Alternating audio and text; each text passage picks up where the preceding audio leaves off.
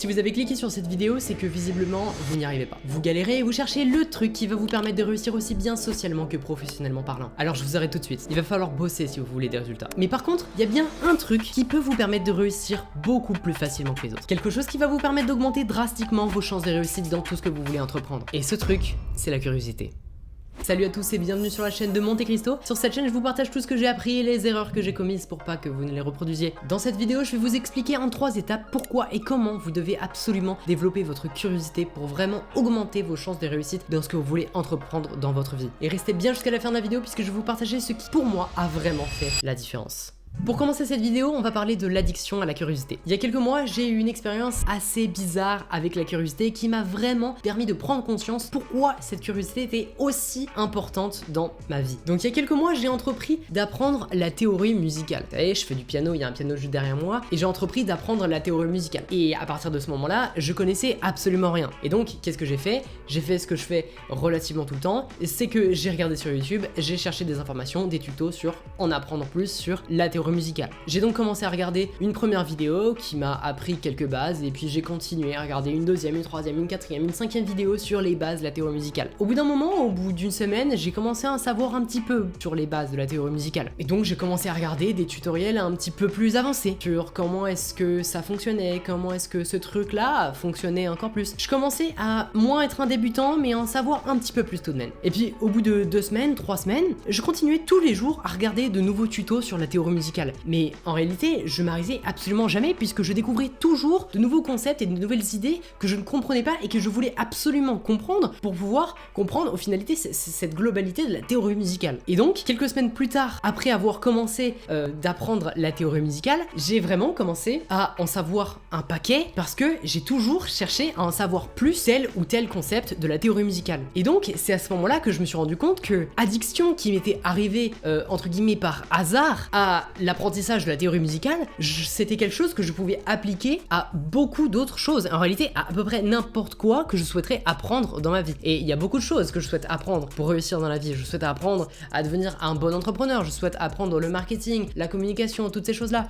Et c'est aussi peut-être des choses que vous souhaitez apprendre. Mais donc alors, comment est-ce que vous aussi, vous pourriez arriver à atteindre ce niveau d'addiction à la curiosité qui va vous permettre d'apprendre énormément de connaissances sur un sujet que vous ne connaissez absolument pas, dont vous êtes totalement débutant en très peu de temps. Tout d'abord, n'hésitez pas à me dire en commentaire si ce phénomène d'addiction à quelque chose, de curiosité infinie à quelque chose vous est déjà arrivé et si oui, pourquoi est-ce que ça vous est déjà arrivé? Je suis très curieux de savoir si vous aussi ça vous est déjà arrivé. Et donc, on va arriver au point numéro 2 de cette vidéo. Comment réussir à devenir addict et à développer ce sentiment de curiosité infinie. C'est vraiment une sorte de mot que je pourrais utiliser, une sorte de curiosité infinie qui vous permet vraiment d'en apprendre et d'avoir vraiment cette soif de connaissance sur un sujet en particulier. Donc, tout d'abord, selon moi, si vous voulez réussir à développer votre curiosité, et bien en réalité, la curiosité, c'est une chose, mais elle est composée de plusieurs autres choses. Pour commencer, on a la pensée critique. Quand vous voulez apprendre quelque chose, vous allez écouter quelqu'un ou lire quelque chose. En tout cas, vous allez en apprendre à propos de quelqu'un qui va vous apprendre quelque chose. Et bien, ce quelque chose, il faut jamais que vous l'ingurgitiez à 100%. Il faut toujours que vous ayez une sorte de pensée critique. Est-ce que cette chose est 100% véridique? Est-ce que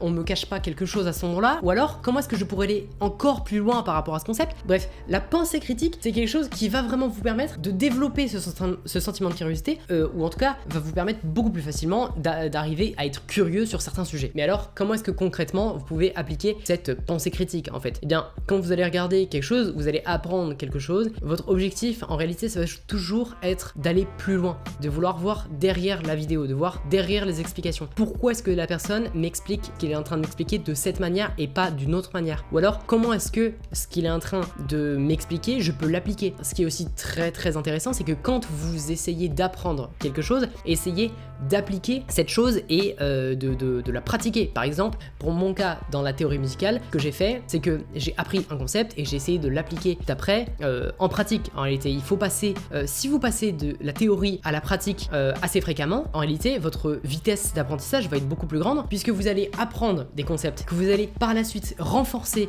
grâce à la pratique, et en pratiquant, vous allez même pouvoir apprendre encore plus de connaissances puisque vous allez développer d'autres méthodes en réalité, et vous allez pouvoir comprendre pourquoi est-ce que vous faites les choses d'une manière et pas d'une autre. Et aussi quelque chose qui selon moi est très important, sur laquelle il ne faut absolument pas se planter, c'est tout simplement le fait que parfois vous allez vouloir vraiment donc regarder beaucoup de vidéos, en apprendre beaucoup, lire beaucoup de livres sur un certain sujet. Sauf que il y a une très grande différence entre écouter par exemple des vidéos sur YouTube de manière passive et les écouter de manière active. Quand vous allez apprendre quelque chose sur un sujet sur YouTube ou sur un livre, vous allez le lire une première fois. Sauf que si vous n'écrivez pas, ne prenez pas des notes sur ce que vous apprenez et donc ne les mettez pas en pratique par la suite, vous allez complètement oublier après ce que vous avez fait. Et donc c'est pour ça qu'il y a par exemple des gens qui veulent apprendre à parler des langues étrangères et donc ils se retrouvent à regarder des tonnes et des tonnes de vidéos tutoriels sur comment apprendre des langues sur internet et au final ils ne se mettent jamais à l'action. Et donc c'est absolument pas ça que vous voulez, puisque vous